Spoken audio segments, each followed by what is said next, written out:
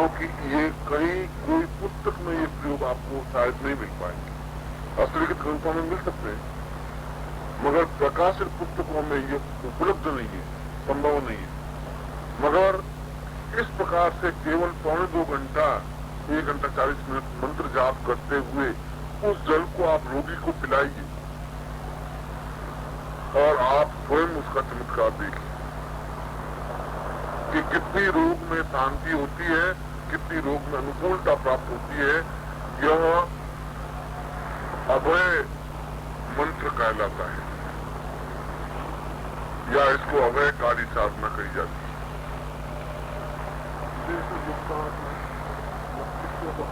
किसी भी साइज आपको कोई भी आसन हो, कैसे भी वस्त्र हो, कोई भी दिशा हो, आपको करना है। कारी साधना रात्रि को ही 9 से 3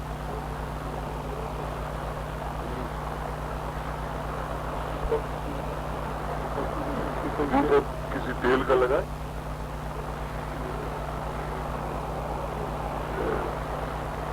यदि इस मंत्र को कोई सिद्ध कर ले 1.25 लाख मंत्र जाप करके,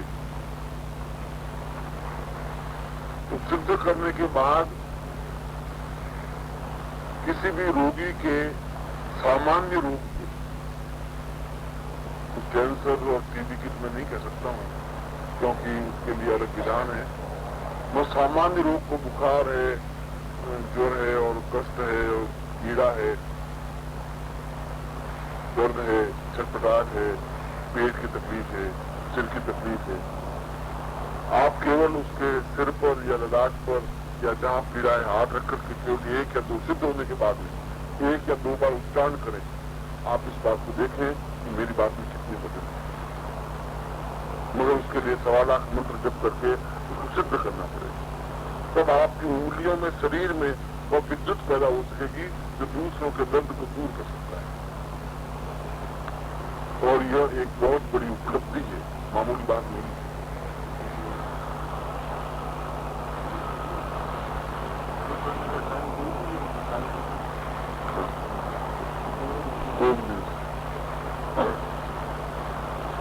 मूल रूप से महाकाली साधना के लिए सबसे अच्छे दिन होते हैं नवरात्रि के, या कृष्ण पक्ष की पंचमी, कृष्ण पक्ष की चतुर्दशी को शुरू करें। कल मैं दोपहर को इसके मंत्र का विधान और प्राण प्रतिष्ठा प्रयोग मैं आपको समझाऊंगा, जो कि आपके लिए ज्यादा उपयोगी है। मैं आपको आशीर्वाद देता हूं क्या जीवन में सुरंदो सर्वार नित्यम पूर्णे मातर जगतां श्रीशैल मातु भगवन्ते कालीं प्रणमामि देवीं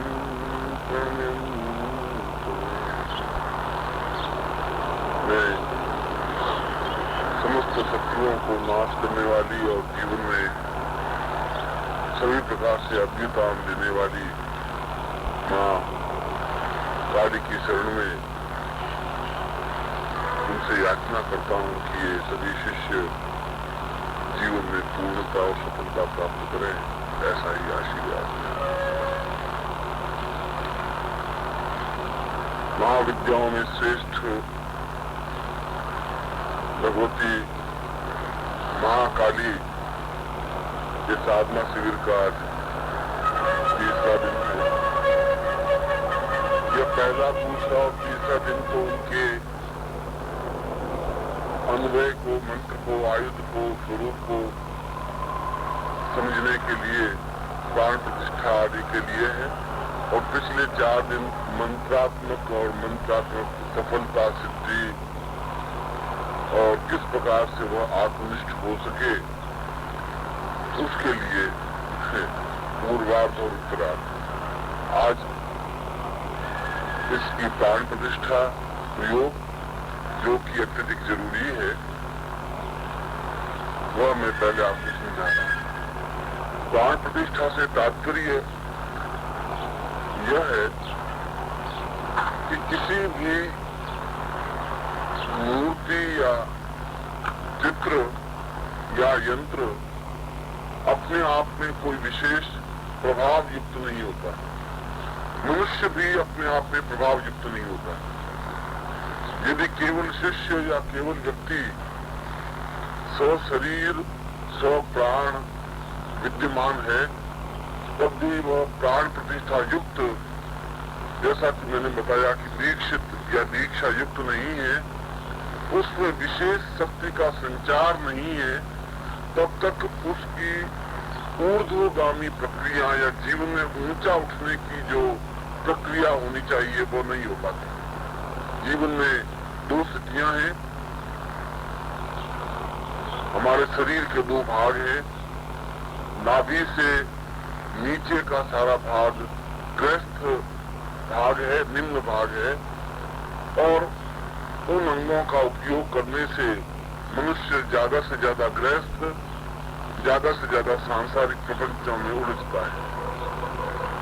नाभि से ऊपर का सारा भाग ऊर्ध्व चेतना युक्त कहा जाता है, और ऊपर का भाग जागृत होने से व्यक्ति ऊर्ध्वमुखी बनता है, प्राणस चेतना युक्त बनता है, ब्रह्मांड साधना में युक्त बनता है और ब्रह्ममय बनता है।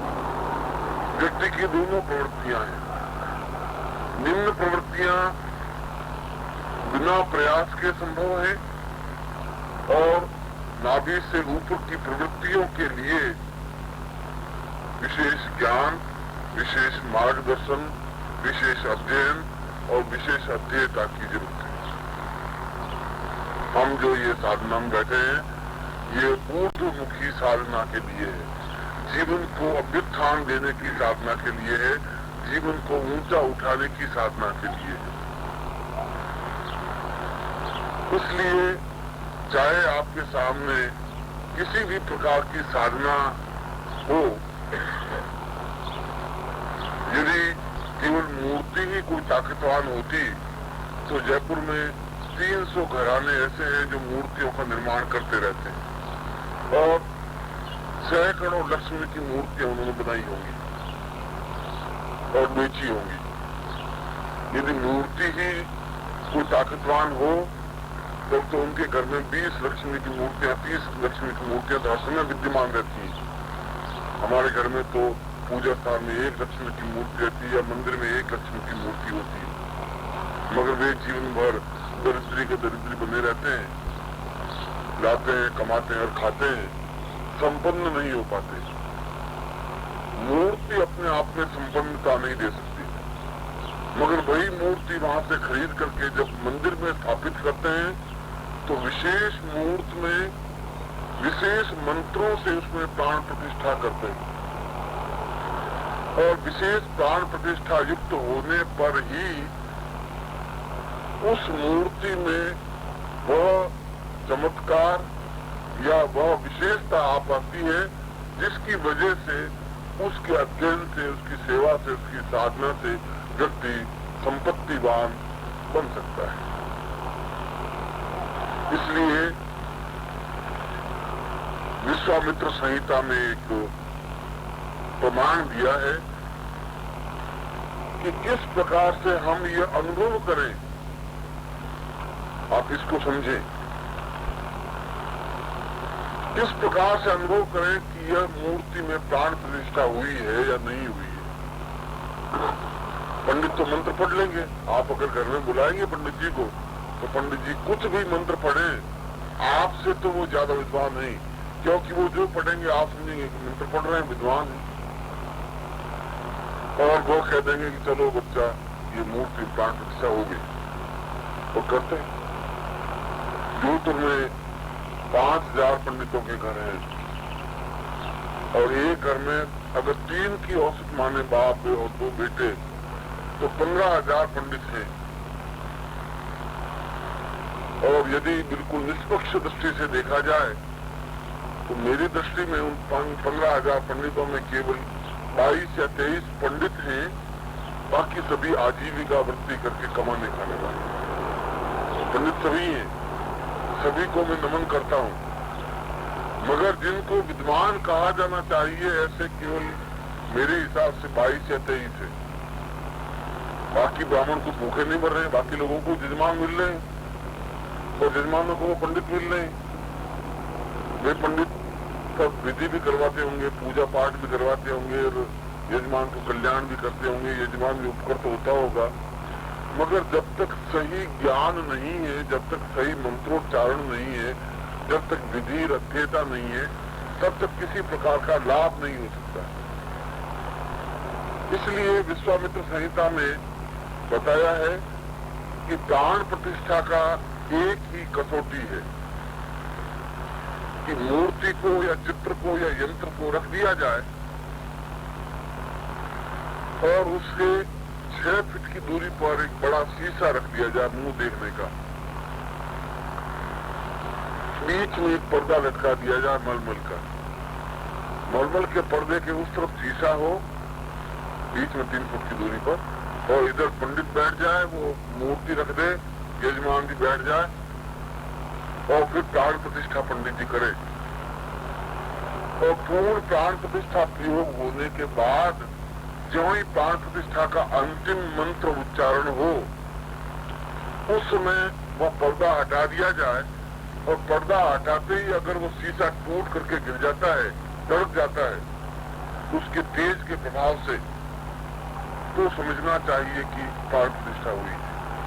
और यदि ऐसा नहीं होता है तो केवल शब्दों की लफाजी हुई है, प्राण प्रतिष्ठा नहीं। यह एक कसौटी है।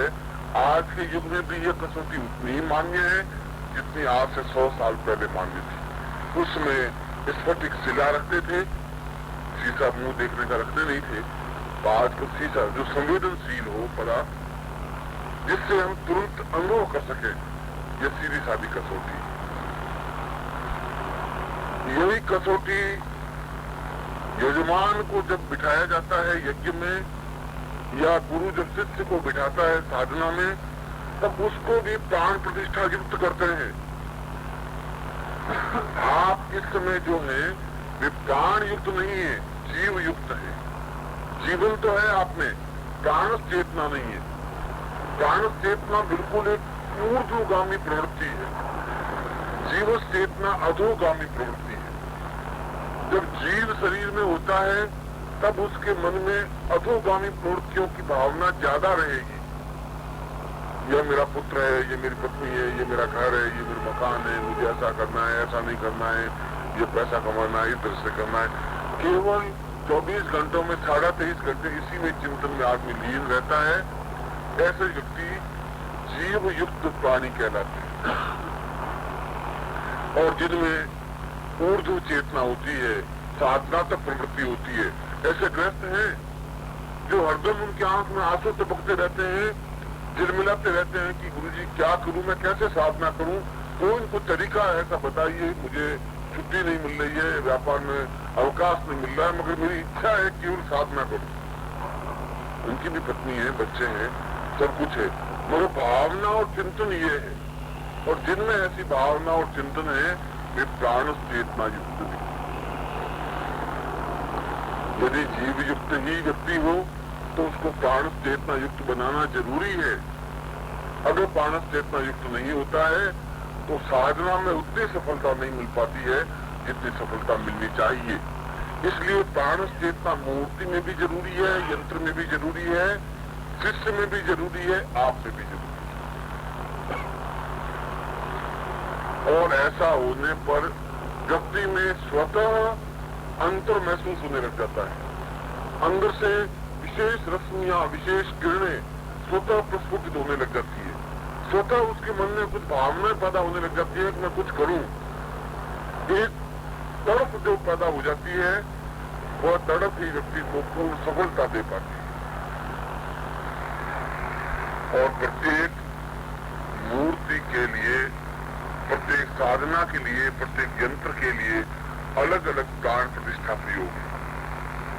सैकड़ों मूर्तियां हैं, सैकड़ों देवी देवता हैं, तो सैकड़ों प्राण प्रतिष्ठा प्रयोग है। एक ओम परम तत्वाय नारायणाय गुरुभ्यो नमः। ओम ह्रीं मम प्राण देह रोम प्रतिरोम चैतन्य जाग्रय ह्रीं ओम नमः। ओम भूर्भुवः स्वः तत्सवितुर्वरेण्यं भर्गो देवस्य धीमहि धियो यो नः प्रचोदयात्।